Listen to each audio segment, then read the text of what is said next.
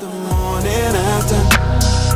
Do you remember what happened last night? What happened last night? It's the morning after. It's the morning after. Do you remember? Ladies and gentlemen, welcome back to the Smart Tank Revolution, where we always kick out at 2.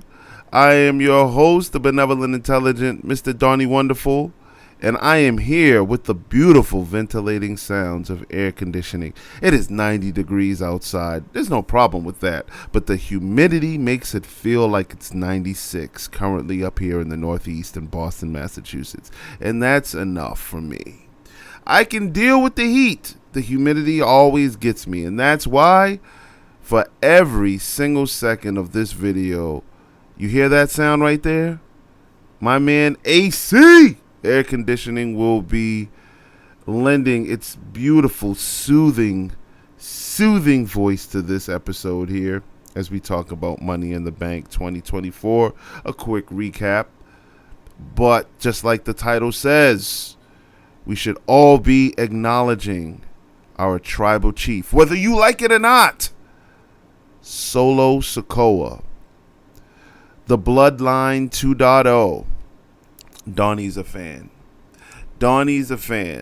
And I realize that I am in the minority when I say that. But what else is new? Let's talk about this event real quick. Let's just go over basically, like the results and the setup. So the pay-per-view opened up with the men's Money in the Bank ladder match. I'm all for opening up with the themed match of the premium live event. But whenever they tend to open up with the men's, I always feel like there's going to be more to it than just the winner. And this is an example.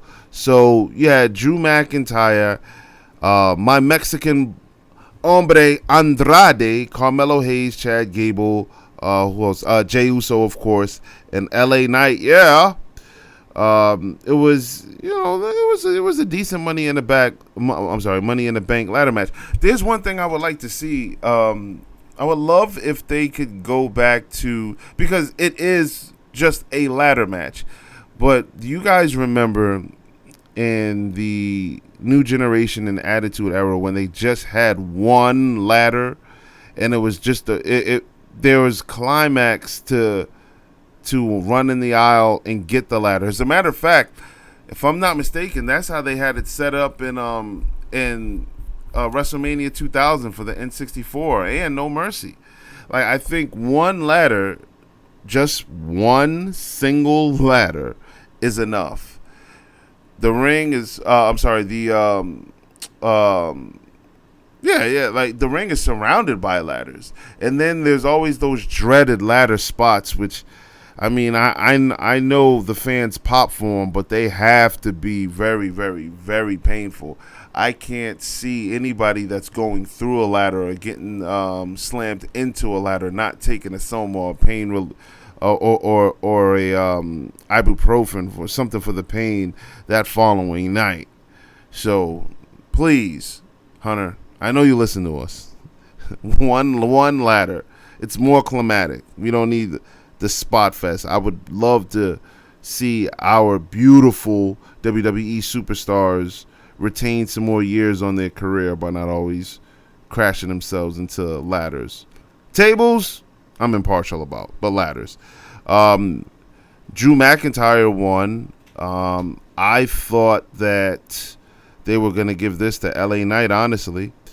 By the way, shout out to a bunch of nerds and my esteemed colleague, Mr. Joey Business. It was quite the synergy watching it.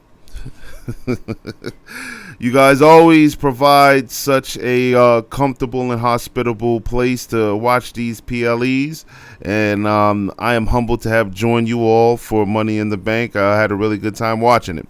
Reminded me back to my sleepovers in the 90s and in the early 2000s when all of the homies used to parade a living room or a basement and watch the pay-per-views at the time. So, yeah, that was fun. But Drew McIntyre wins the Money in the Bank, and you just know that he's looking for some WrestleMania payback. What followed that was Sami Zayn and Braun Breaker. Braun continues to... Oh, by the way, our bipolar rating scale. Sorry, I'm the tyrant of tangents. 1 count, 2 count, 3 counts, obviously perfect, and then from time to time we extend that to 4 and 5 counts. I'll blanket everything, with the exception of the main event. I'll let you guys know right now. There was about 5 matches on this card. Yeah, 5 matches on the card. Most of them were all good 2 counts. Meaning, matches are really good. Even a 1 count can be... It can be good, Like, if you ever hear me on this channel give a match a 1.5 count, that doesn't mean that it's bad. Or, it really depends on the context in which we're rating these things. But again, it's a bipolar rating system, so I give it a 2 count. It was doable. Sami Zayn versus Braun Breaker. I'm continue to be impressed with Braun Breaker's athleticism. This is Sami in Canada. Toronto, y'all need to step y'all game up, man. I mean, like, that crowd, for some reason, what are we spoiled over here? I think I said this at the Clash at the Castle recap I had with Joey Business, man. Like, watching it where the crowd is eccentric and electrified and they're hanging on to everything, that makes a better watching experience from home. And outside of John Cena's surprise performance and announcement, which we'll get to, it just felt like everybody was just watching it. It felt like we was watching this in Japan. Now Japan, they watch intently, and then like they clap at the end for appreciation. But come on, guys, come on. This is Sami Zayn in Canada. Come on, man. I expected a louder pop. His entrance did, but when the match went, you know what? I guess they were all too focused on the action going on in the ring, and I don't blame them. This was a 2 count, like I mentioned. Sami Zayn wins, and I think it was a great showing for Braun Breaker, despite having him lose clean to the haluva kick. And for Sami Zayn, I think that what we're watching and witnessing right now is basically him submitting his credentials for that underling belt or to be world champion or undisputed champion, one or the other. Because I don't remember who it was. I think it was Joey Business that mentioned something to the sort of, when Roman comes back, maybe they unite the original Bloodline with the honorary Usos to go against Bloodline 2.0 at War Games, because that makes perfect sense, and we have enough time to do that. From July to November, there's enough time to do that. Not a bad idea. Then we had Damian Priest versus Seth freaking Rollins. Seth's first match back since WrestleMania, since his injury. He appeared to not have missed a step. I'm a huge fan of Seth Rollins. I love Damian Priest, and we already know that there's a Judgment Day turn, and I believe Damian Priest is giving us his babyface characteristics right now. I like him as World Heavyweight Champion, and I didn't want to see his title reign so abruptly. I do think that he deserves some time with it. Maybe not a year or two, but he deserves some time with it with a memorable arch nemesis.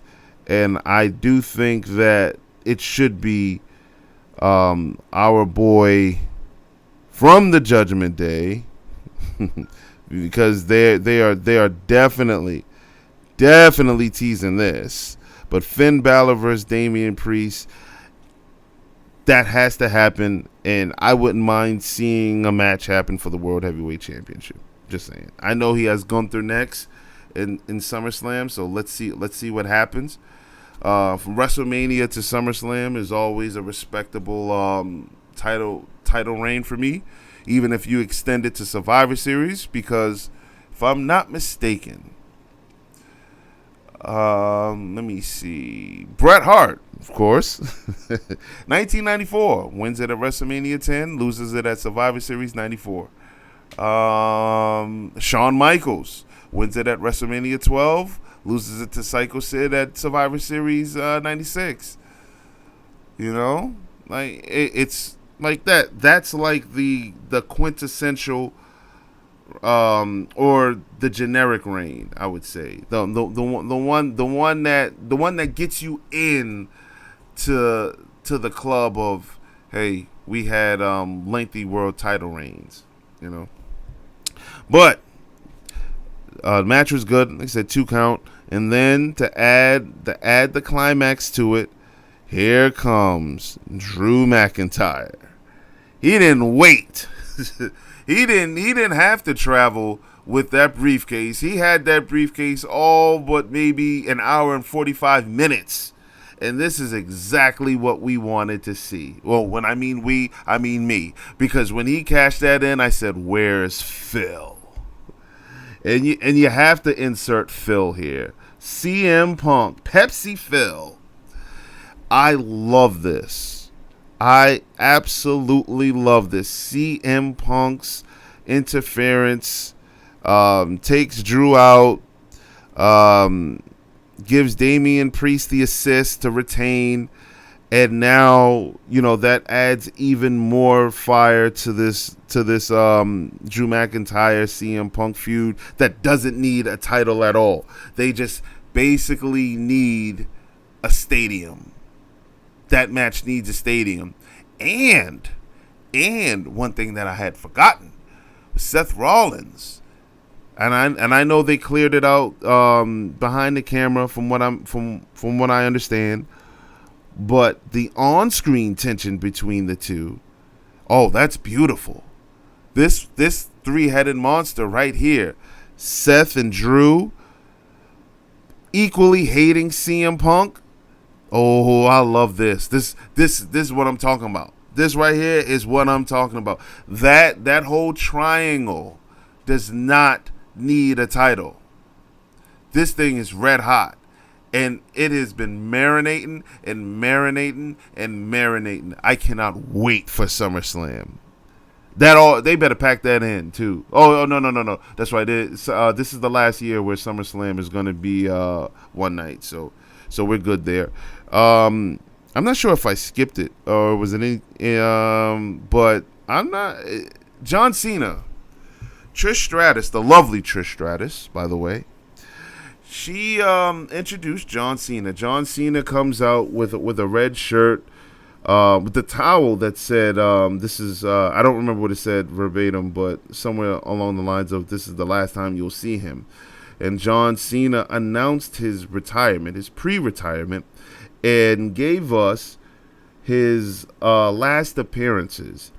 And John, I would love to say that for the last 20 plus years, and I think I can speak for most of us, we have enjoyed watching you wrestle, watching you stay true to your character and your persona, despite every chance to turn heel, despite every chance to sell out to the temptation, to sell out to the detractors. You stayed true, and that's why I think we have garnished so much love and respect for you. I don't even know if I use that in the right context, actually. Aunt Chris, if you're listening to this, I apologize. I know my aunt's an English teacher. I call myself the architect of AP English, but I may have just failed that course. But anyway, yes, John Cena came out to a huge pop. That's probably the most emotionally invested that Toronto crowd was all night.